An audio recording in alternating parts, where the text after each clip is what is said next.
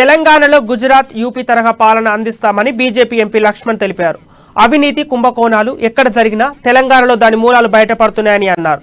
ఇళ్ల నిర్మాణానికి కేంద్రం ఇచ్చిన డబ్బులను వేరే పనులకు వినియోగించారని ఆరోపించారు. రంగులు మార్చే ఉసిరవెల్లి కేసీఆర్ ను చూసి సిగ్గుపడుతుందన్నారు. దేశంలో రైతుల ఆత్మహత్యల్లో తెలంగాణ 4వ స్థానంలో ఉందని, దీనిని మొదటి స్థానంలోకి తీసుకెళ్లడానికి కేసీఆర్ కృషి చేస్తున్నారని మండిపడ్డారు.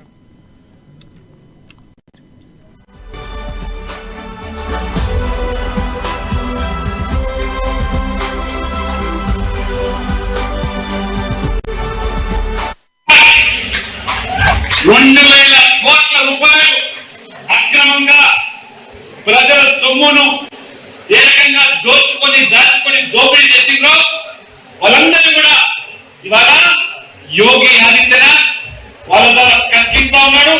ఆ ప్రజా సొమ్మును ప్రభుత్వ ఖజానాలో 2,000 కోట్లు జమ చేస్తా ఉన్నాడు. వాళ్ళు అటువంటి ప్రభుత్వం మనకు కావాలా లేదా? ఇక్కడ సంగారెడ్డి కూడా బుల్డోజర్ అవసరమా? ప్రభుత్వ భూములన్నీ సంగారెడ్డిలో అన్యాక్రాంతం అవుతా ఉన్నాయి. ఎక్కడ చూసినా భూ కబ్జాలు, ఎక్కడ చూసినా భూ దోపిడీ, land mafia, sand mafia, white mafia. ఈ యొక్క టీఆర్ఎస్ నాయకులు అధికారాన్ని అడ్డం పెట్టుకుని ప్రజా సొమ్మును ఏ రకంగా దోపిడీ చేస్తున్నారో ఆ దోపిడీ